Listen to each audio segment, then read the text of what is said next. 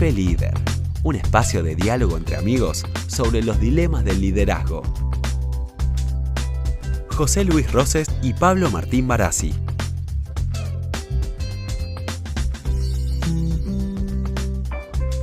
Está bueno esto de hacer esta previa, José Luis, porque realmente antes de llegar al cafecito y que tenemos a Mario Vázquez de invitado, está bueno hacer esta previa aparte nosotros. Espero que no lleguemos tarde ahora, ¿no? Pero está bueno porque si vamos a empezar con este mapa conceptual, digamos, del management y del liderazgo y empezamos por la década del 60, más vale que hagamos un pequeño recuerdo de 3 o 4 hitos, ¿no te parece? Sería bueno, podríamos arrancar. Yo te diría que es una década que por ahí te doy la punta. Yo creo que, viste, eh, en el 59 da un pie con lo que es el fin de la Revolución Cubana, que para América Latina tiene un impacto muy grande. Pero yo, si tuviera que decirte de lo vivido, el primer registro que tengo de la década de los 60 es los Beatles. El- Arranco con los Beatles. Me gusta el tema de los Beatles. Yo recién nací en el 67, con lo cual, sí te puedo decir simplemente por gusto histórico y por todas las cosas que conversamos entre nosotros, qué sé yo, el tema de la construcción del muro de Berlín, 61, eh, un año de las grandes desapariciones, la muerte de Kennedy, por ejemplo, Es un impacto muy 62, grande. Todavía, 63, ¿no? el 63, y todavía yo me acuerdo la circunstancia. Yo había comenzado mi universidad en el 62 y recuerdo la tarde que esto ocurrió, llegar a mi casa y escuchar la noticia de parte de mi madre y pensar que había escuchado algo ilógico. Impresionante, creo que dejó marcado, digamos, a todos los que lo vivieron. Mm. Para otro hito deportivo, si querés llamarlo así, pero que fue la aparición, ¿te acordás a ver, vos te acordás? Yo lo tuve que ver en videitos después, pero disfruté su última parte de trayectoria, Muhammad Ali, campeón de los Cassius pesos Clay, pesados, Cassius Clay, Cassius Cassius Clay. Clay, Cassius Clay, perdón, el Mayo francés es en el 68, sí, ahí yo ya Ah, estaba empezando a gatear. este, importante. Cuando vemos en nuestros seminarios el tema del asesinato de Martin Luther King, también fue en el 68, te cuento. Y bueno, yo tenía 2 añitos y me acuerdo, como si fuera hoy, de haber estado al lado de mis viejos mirando el tema en el 69, la llegada del hombre a la luna. Lo mismo yo, Pablo. Es un hito tan fundamental que recuerdo, de los pocos recuerdos que tengo de mi padre viendo televisión juntos, recuerdo verlo junto con mi madre, esperando esa transmisión y ver cómo salían los astronautas y caminaban ahí en el espacio lunar. El evento más trascendente de todos, obviamente, te lo dejé para el final, Onda 66, haciendo un rulito para atrás, se estrenó el famoso Batman de Adam West. Pero bueno, Ah, como sé que querés llegar del encapotado, vamos a pasar a papá, al maestro, a Peter Drucker, o Drucker, porque era austríaco, pero digámosle Drucker como los yankees, ¿qué te parece? me parece bien, yo lo voy a seguir llamando Drucker. Bueno, vos sabés claramente, porque hace poco me lo escuchaste de mi propia confección, que eres uno de mis mentores. Y Drucker es el hombre básicamente del management de los 60, no queda ninguna duda. Es el recreador, no podríamos decir el único autor, pero es el creador del management. Y por eso me parece importante, no sé, si queremos recordarle un poquito de él, si querés te comparto algunas ideas de lo que yo sé de su biografía. Es alguien austríaco, como vos dijiste, nació en Viena en el 1909 y muere en Estados Unidos, en un lugar en California, muy lindo, Claremont, en el 2005. O sea que fue un longevo, vivió 96 años. Y muy ¿Eh? lúcido hasta el final, ¿no? Absoluto hasta el final. Yo lo conocí en sus 80, más o menos. Y autor de más de 35 libros. Si él se lo preguntabas qué era su profesión, a veces pivoteaba porque profundamente era un gran escritor, dedicaba más de 2 tercios de su vida en términos de escritor, pero el otro tercio lo dedicaba a ser consultor y fue también periodista. ¿No? Es una persona que se crió en lo más fino de Austria, descendiente de los padre abogado, madre médica, una familia muy, muy aristocrática que obviamente que tiene que huir de Austria básicamente por los nazis, pero es un hombre que después va a Inglaterra y se nutre del pensamiento liberal innovador. Es discípulo de Schumpeter y de Keynes. Así que tiene una historia de arranque muy particular, que creo que lo marcó. Venía de una aristocracia, huye precisamente del riesgo de lo que significa el nazismo y finalmente abreva del pensamiento liberal inglés. Con una producción asombrosa, como vos decís, con la cual nos hemos criado absolutamente todos, ¿no? Todos, todos, todos. Realmente creo que realmente somos todos herederos y yo te diría que herederos destacados de esa obra de Drucker. Y curiosamente no arranca pensando en management, arranca muy pensando en temas de filosofía, de política y sobre todo entra al mundo de los negocios como analista financiero y que él mismo decía que esto no le llenaba mucho de satisfacción.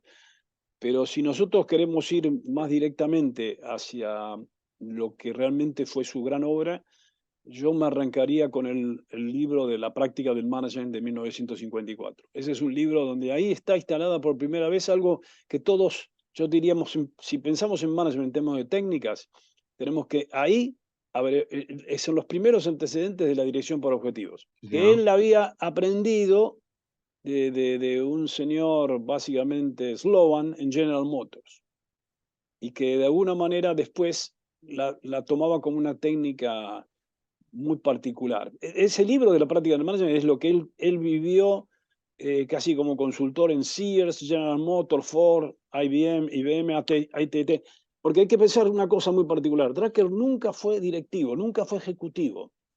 ¿Es ¿eh? así? Es una persona que fundamentalmente escribe y nos pone las bases del management mirando a excelentes directivos. Un libro que se llama La dirección por objetivos. En 1964 escribe un libro que es la base de la estrategia de negocio. Más que dirección por objetivos es la base de estrategia corporativa. Recuerdo, yo conocí la Sloan School of Management del MIT, hablando del amigo Sloan, gracias a que vos Claro. pusiste el dinero, cómo han cambiado los tiempos, ahora no me mandás a ningún lado, pero digamos, no, y decime, para que no lleguemos tarde después de esta previa Sí. linda al encuentro con Mario Vázquez, decime un par de cosas más de Peter, de esas que a los que escuchan nuestro podcast les gusta, estos detalles, estas anécdotas. Sí. Bueno, a ver, yo creo que Peter yo agregaría un par de cosas de aprendizaje. Una es el aprendizaje de un libro genial que se llama El Ejecutivo Eficaz, donde habla del time management, focalizarse, generar prioridades. Pero hay algo que pocos conocen, que en el año 69 él fue el primero que habló del trabajador del conocimiento y dijo que a partir de ahí la sociedad iba a ser distinta porque el 50% del PBI en general iba a ser en base a los trabajadores del conocimiento. Y hay una anécdota muy rica, yo tengo una anécdota con él, pero planteada en hecho en una circunstancia muy especial, que a través éramos miembros de una empresa, fuimos a hacerle una consulta que costaba mucha plata, y fuimos 6 personas de esa empresa a 1 hora y media con Peter Drucker. Y Peter tenía un modelo de consulta muy particular, que lo quiero compartir con vos para darte cuenta nosotros que hacemos mucha consultoría, muchas cosas. Las 4 preguntas clásicas de Peter. ¿Vale? Las 4 preguntas clásicas de Peter eran, cuando uno le planteaba el tema, volvía a preguntar, ¿qué quiere hacer usted? Segundo, una vez que uno explicaba qué quiere hacer, te preguntaba, ¿por qué lo quiere hacer? Y luego decía, ¿y, qué está haciendo ahora? Fíjate la pregunta. Y luego de qué está haciendo ahora, ¿por qué está haciendo esto ahora? Era curioso, porque básicamente, recuerdo en esa hora y media, no nos dio muchas recomendaciones, pero nos generó una cantidad de dudas basado fundamentalmente en un esquema que él le escapaba mucho, pero que era una especie de autocontrol. Casi como sabiéndote preguntar, y luego, esto sí, tenía siempre una práctica, que después agregaba esto con una nota, un informe de varias carillas, donde él te ponía 4 o 5 cosas que eran muy reveladoras y que valía todo su desarrollo, ¿no? No, no, era Así muy que, interesante desde lo metodológico, desde lo que era reflexivo y la verdad, yo el volumen este de Knowledge Management lo tengo y claramente fue un adelantado, ¿no? El paso a nuestro invitado, porque si no vamos a llegar tarde. Yo creo que hay dos contribuciones que yo quiero destacar con él. Una, la de dirección por objetivos, y otro que fue el verdadero creador del management, del marketing en términos de crear a un cliente. Ese era una especie de latiguillo de él. Creen un cliente. Así que bueno, arrancamos en los 60. Arrancamos en los 60, fuimos con Peter, del cual yo el único recuerdo que tengo de lo físico o semipresencial fue en un Expo Management que fue brillante. Era la primera vez que yo veía una videoconferencia y la verdad, bueno, vamos corriendo porque si no, el doctor Mario Vázquez va a seguir de largo o en vez de cafecito vamos a llegar y vamos a estar ya Así pasadito. es, así es. Bueno, vamos corriendo, nos encontramos allá. Vamos.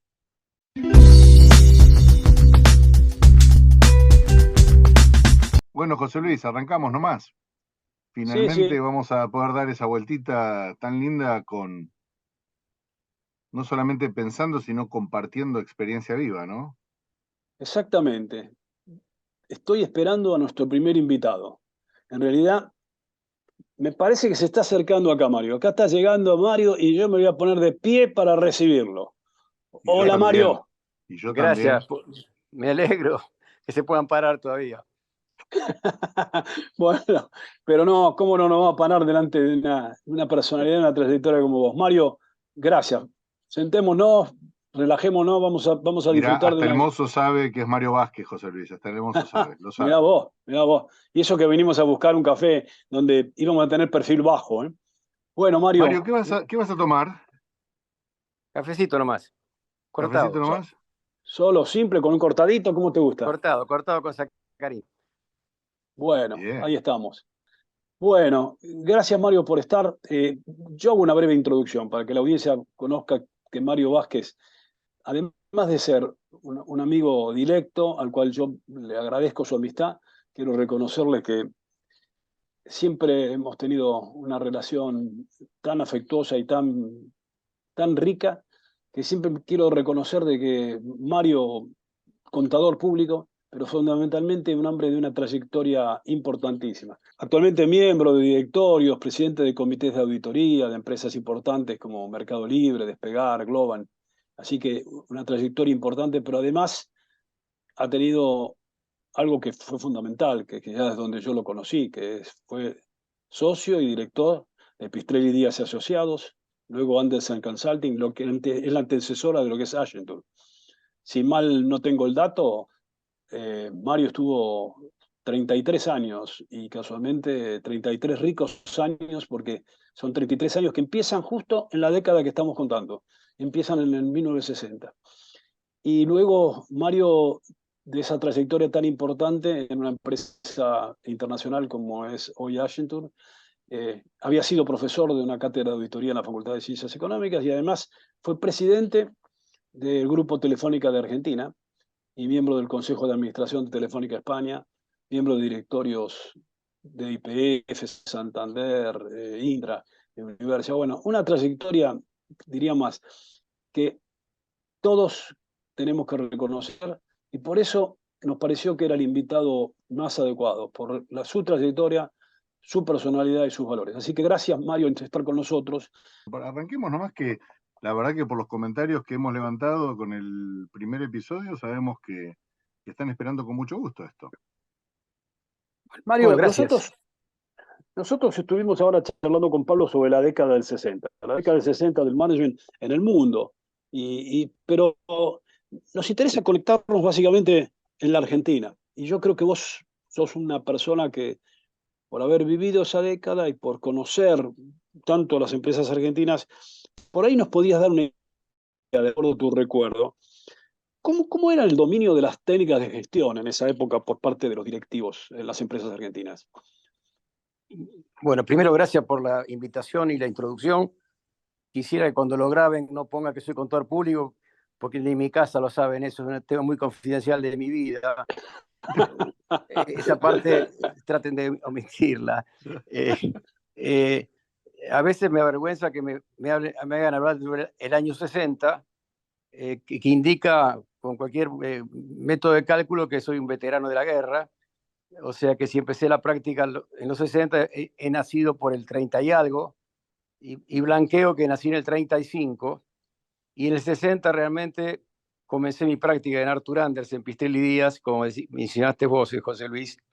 O sea que son pocos las personas que pueden hablar de esto, porque por los años que tengo, hay un tango que dice, no habrá ninguno igual, todos murieron, ¿no? Y parece que el tango, por descarte, estoy hablando, representando a los años 60. Pero ya que relaciono a Arthur Andersen y mi edad a ese momento, los 25 años, me parece interesante refrescar por qué Arthur Andersen se instala en Argentina por el 59. Todas las firmas de auditores internacionales estaban establecidas acá. Arthur Andersen fue la última que llegó, y llegó impulsada por sus clientes, compañías multinacionales, que veían que se expandían internacionalmente y necesitaban consolidar sus balances y necesitaban auditores en todos los países. Arthur tenía una clientela muy grande en el mundo y tenía clientes que le decían, abrí oficinas en Latinoamérica porque vamos a abrir subsidiarias y necesitamos consolidar y ustedes sean los auditores. Y eso pasó con el 58, Arthur en el 59 en la Argentina, y así empezó después Europa. Curiosamente empezó en Latinoamérica y después fue a Europa. Y era impulsado, repito, por multinacionales que se expandían. Y esa es la primera indicación de la globalización de las multinacionales, cuando fuertemente se expanden, sobre todo las norteamericanas. Antes de eso, los inversores extranjeros en Argentina venían de un flujo más bien europeo. Entonces, el primer indicador es que las compañías se expanden, necesitan tener auditores en todo el mundo, pero indica una globalización de las compañías globales o multinacionales. Y ahí un poco todos nosotros empezamos a ver qué eran estas compañías globales, y muchas técnicas de management las aprendimos ahí, y empezamos a auditar compañías. Generalmente eran compañías manufactureras, laboratorios, automotrices. Ford era un cliente importante que auditamos en esa época. Y ahí empezamos a ver un poquito las típicas empresas de la era industrial, ¿no es cierto? Y prácticamente mi profesión, que como dijiste son 33 años, en gran parte los clientes importantes eran más bien fierreros, más bien en laboratorios, más bien con plantas, con activos fijos. Los servicios iban llegando más adelante, y después la gran revolución se produce en la Argentina por los 90 con las privatizaciones, donde ahí empezaron a entrar otros tipos de capitales, compañías de servicios públicos, por ejemplo, el caso de las telefónicas, aguas, etc.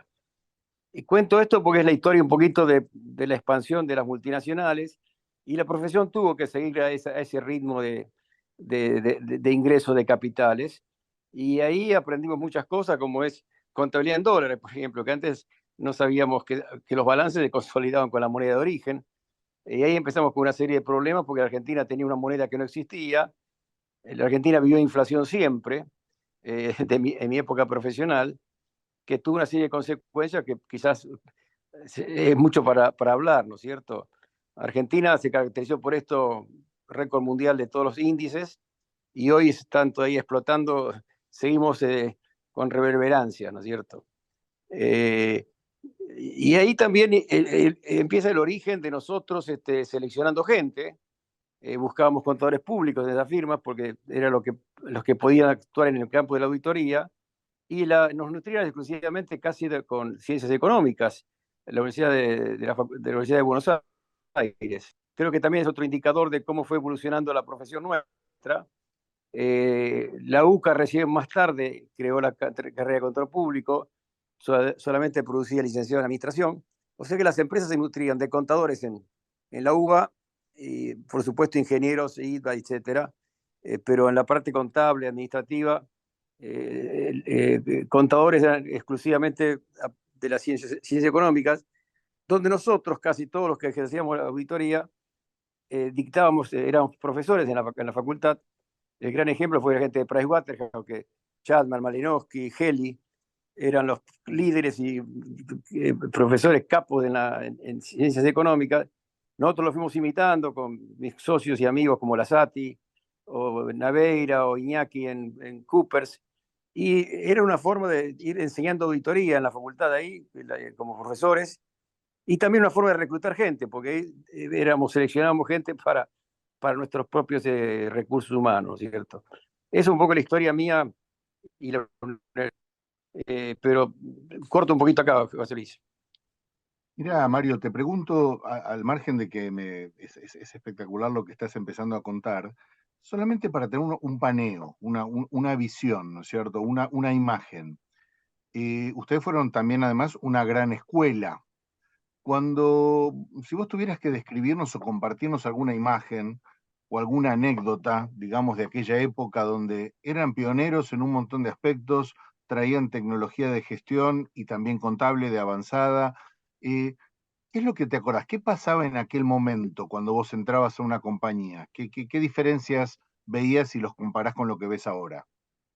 Bueno, primero, nuestra relación primero era más bien con managements internacionales, compañías acostumbradas a cumplir reglas y ciertos valores, sobre todo la parte impositiva.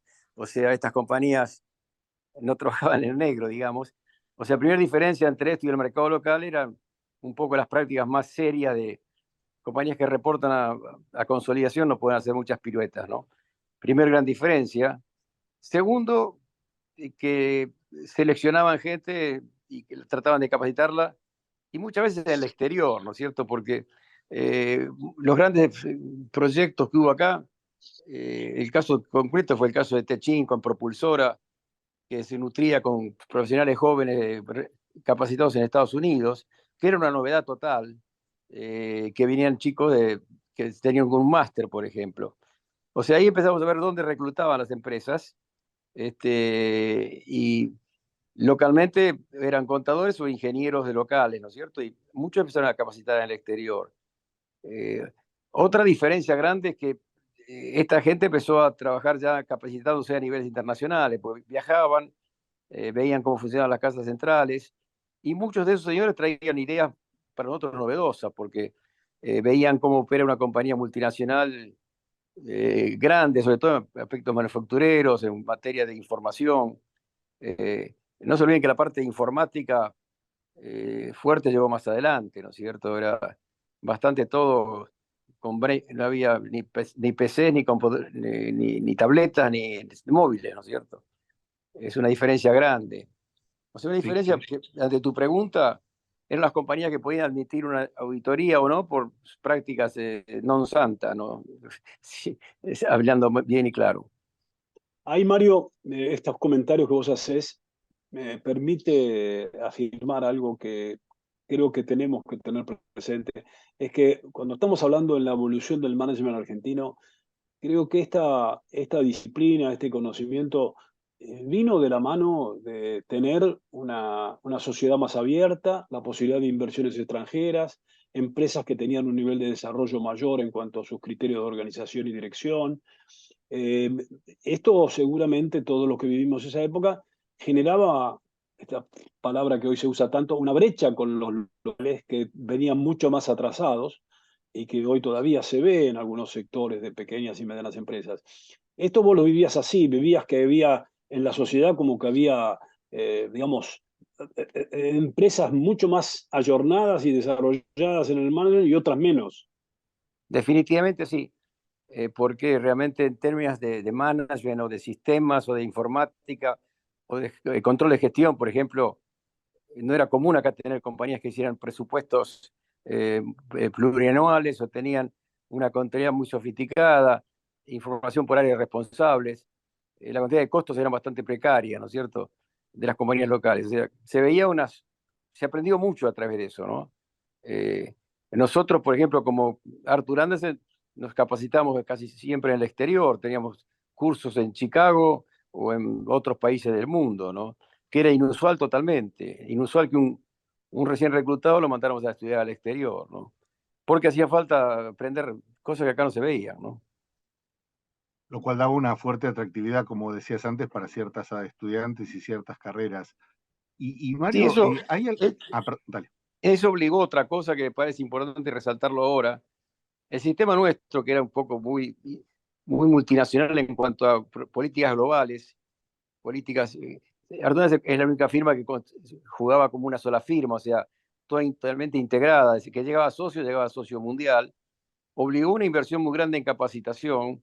Nosotros tenemos obligación de invertir el 10% de los honorarios en capacitación de la gente, que era una meta muy alta para la Argentina, y eso unido a otro concepto que era bastante inusual, lo que llamamos el up or out, o sea, el que no andaba bien se tenía que ir, y el que iba arriba llegaba a ser socio. Y eso tenía otra consecuencia: para tener más socios había que tener más volumen de trabajo, más crecimiento, y eso sí que se enfrentó con una Argentina que tuvo muchos años de decadencia y de altibajo, ¿no? O sea, cómo crecer, dar lugar a la gente que es buena y en un mercado complicado, ¿no? Y eso obligó, que es parte un poquito creativa, que las empresas locales, como nosotros, tuvimos que hacer cosas que no hacían las firmas multinacionales, práctica de cosas que no eran prácticas normales. Todo el tema de la inflación creó una industria del conocimiento importante, ¿no? No solamente ajustar balance, sino las estrategias en compañías con mercados inflacionarios, tema que se repite hoy, ¿no? Que de vuelta los proyectos no, quedaron un poquito no ayornados hoy con estos temas, ¿no? Entonces ahí de vuelta la coyuntura local obligó a prácticas, aprender cosas y hacer cosas que la firma no hacía, y con la interesante consecuencia que países empezaron a sufrir inflación y nos invitaban a nosotros para que explicáramos qué pasaba en la Argentina, ¿no? O sea, un círculo bastante interesante, ¿no? Del conocimiento. Y ahí viene también otra cosa importante, que es la creación de, como dijo José Luis, la práctica de consultoría. Atlas, de una firma global, descubrió que venía una ola de servicios muy relacionados a la informática y que las firmas no la desarrollaban porque eran netamente auditores e impositivistas, ¿no? Y ahí nace Andersen Consulting, que después fue Accenture, que fue un boom total. Tal así que llegó a separarse la firma por conflicto entre los socios y se creó una compañía que cotiza en bolsa y es enorme de tamaño, ¿no? Ahí de vuelta la informática trajo una consecuencia de desarrollar profesión en eso, ¿no? Ahí el que vos llamabas el up or out, o que después también ustedes popularizaron como el swim or sink, me acuerdo bien, este, si cuando ustedes se juntaban y veían en sus clientes algunos que decían, bueno, estos realmente tienen muy buenas prácticas de formación directiva en competencias de gestión y demás, ¿cuáles recordás que se destacaban? Bueno, a nosotros nos obligó en esa época, teníamos tanta capacitación interna que nos parecía un desperdicio no brindarla a clientes, y abrimos una división de consultoría, de práctica de capacitación, que fue bastante novedosa. Ahí ustedes conocen a nuestro amigo Lasati, que lo lideraba. Creamos la Próximo práctica invitado a este café, por supuesto. y bueno, creamos la práctica de capacitación. Traíamos muchos oradores del exterior. Curiosamente, venían hombres como John Humble, vino de Bono, que vino a dar charlas sobre todo el tema del pensamiento lateral, y eran necesidades del mercado que absorbían esos cursos con mucho interés, ¿no? Ahí está un poquito de importación de conocimiento también, ¿no? ¿Pero te acordás de alguna empresa argentina que vos decís, acá están comprando bien y capacitándose bien? Muchos capacitaban bien con pildoritas por personas sueltas en máster en Estados Unidos. La capacitación local acá estaba en manos. IDEA, por ejemplo, tenía una serie de cursos que hacía con mucha frecuencia, ustedes lo conocen. Nosotros creamos esta práctica, fue exitosa, más bien los temas de nuestra injerencia, ¿no es cierto?, de nuestro conocimiento. Empezaban a venir oradores internacionales también a la Argentina. Acuérdense los cursos que daban acá la gente de HCM, venían oradores. Recuerdo que hicieron uno con Tom Peters y había que hacerlos en una par casi, ¿no? O sea, había sed para esos cursos, ¿no? Mario, tratando ya de un poquito lograr cerrar esta charlita tan rica, vos dijiste algo que me hizo recordar ahí a una persona, John Humble. John Humble yo lo tuve de profesor en Oxford y Bueno, recordaba, nosotros lo trajimos sí, varias veces, ¿no? precisamente, porque lo conocía yo de acá, de las entrevistas con esto, y yo recordaba, y lo tuve como profesor y recuerdo una anécdota que un día le pregunté, John, vos que conocés tanto la Argentina, ¿cuál es la característica que más te parece singular del argentino? Y me dijo algo que me dejó muy impactado. Me dijo la capacidad de denigrarse a sí mismo. esa capacidad que nosotros a veces tenemos, y sobre todo en las épocas bajas, de casi, en algunas épocas parecemos, casi nos agrandamos y ahora estamos en las épocas bajas. Y a mí me parece que esa capacidad de negarse a sí mismo, cuando uno contrasta con esta historia que vos estás comentando, me parece que es una historia de tanta virtuosidad, de tantos aspectos ricos que hemos tenido y que seguramente están latentes. Y yo quisiera cerrar con una pregunta para vos, Mario. Toda esta capacidad que vos ayudaste a generar, estuviste participando, hoy, ¿cómo la ves en el nivel dirigencial argentino? Es una pregunta complicada porque muchos de esos amigos míos y estas generaciones ya, muchos se han retirado, ¿no es cierto? Yo tuve la ventaja, José Luis, que viví las dos épocas. Yo tuve la suerte de vivir en una bisagra. Me retiré en el año 93, justo el año que comienza casi la sociedad del conocimiento. O sea que tuve la época industrial como auditor, pero después vi las empresas con la nueva era. Ahí empiezan las compañías de servicios, empiezan las compañías, todos los startups. O sea, tuve la ventaja de ver la sociedad del conocimiento funcionando y ahí noté bien también la diferencia de management de una etapa a otra, ¿no es cierto? Si te hago una reflexión que la pensé mucho, es el tema, yo soy enloquecido por la música. Las viejas empresas eran como las grandes orquestas, ¿no? Un director, una partitura, un planeamiento estratégico, objetivos. Y después empieza la época del jazz y del swing, con las nuevas compañías que son ya más de improvisación, de que el solista toca y los demás acompañan. Eso lo he visto notablemente comparando empresas, ¿no? Ver un directorio, un banco, una telefónica mismo en España, en gran parte una gran orquesta sinfónica, ¿no? Se siguen los planes, hay pocas formas de desvío, de creatividad del management independientemente, me parece, ¿no?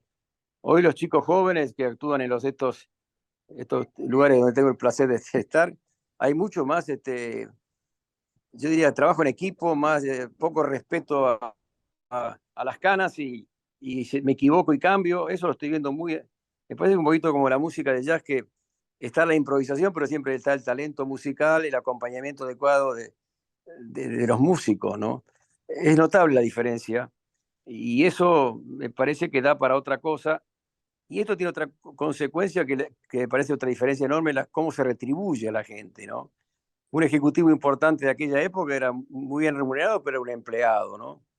Hoy las prácticas nuevas de remuneración son para retener al candidato hay muchos stock options, mucho variable, mucho premio, mucho de que el capital se va abriendo en la gente. Eso no se veía antes tampoco. Me parece que un tema de cómo el manager es retribuido es otra forma de ver cómo están cambiando los tiempos, ¿no? Y Mario, eso es... creo que esto Sí, da para mucho. Da Posiblemente para otro vamos a capítulo. volver a invitarte a otro cafecito. Tenemos una limitación que hacemos nosotros para mantener esto, pero la verdad que nunca me imaginé que podía ser tan aporte para poder de alguna forma dejar este ciclo abierto para que sigamos viendo a lo largo de las décadas que tenemos delante esta evolución que vos ya en esta metáfora entre la orquesta sinfónica y el jazz ya estás anticipando. Así sí, que creo que al final de la última década sería lindo hacer un raconto comparativo de época, porque hay muchas cosas que llaman mucho la atención y son evidentemente importantes, ¿no?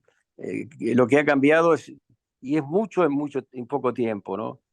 Y te anticipo otro tema que me preocupa. Creo que estamos empezando la tercera ola de este cambio, que creo que todo este tema de inteligencia artificial se las trae para decir que estamos de vuelta en un cambio de era, ¿no? Me parece que esa bisagra que yo pensé que iba a ser la segunda parte y la última, me parece que parece una tercera, ¿no? así Eh, es, así es. Lo estamos viendo y ese es un buen anticipo para la temporada próxima. Mario, bueno, Te te tomamos la palabra, agradezco, Mario, ¿eh? Para el te aparezco para el próximo. cierre y te agradezco mucho, Mario. Espero que gracias a este ustedes por la cafecito te haya invitación. gustado, ¿eh? Bueno, el café lo pago yo, lo pagan ustedes. No, no, no, esta No, vez me toca a mí. Esta vez me toca a mí. Bueno, Nos no, alternamos no, con Pablo. A veces se hace un poco el gil, pero yo llevo el recuerdo, esta vez me toca a mí. Gracias, Fíjate Mario. que Gracias, Pablo. está de luto, Mario, fíjate que está de luto. Un abrazo grande. Un abrazo, Gracias maestro, un abrazo. Gracias por invitarme. Un placer. Para comunicarte con nosotros, escribinos a contacto@cafelider.com. Para más información, entra en www.cafelider.com. Nos encontramos en el próximo café.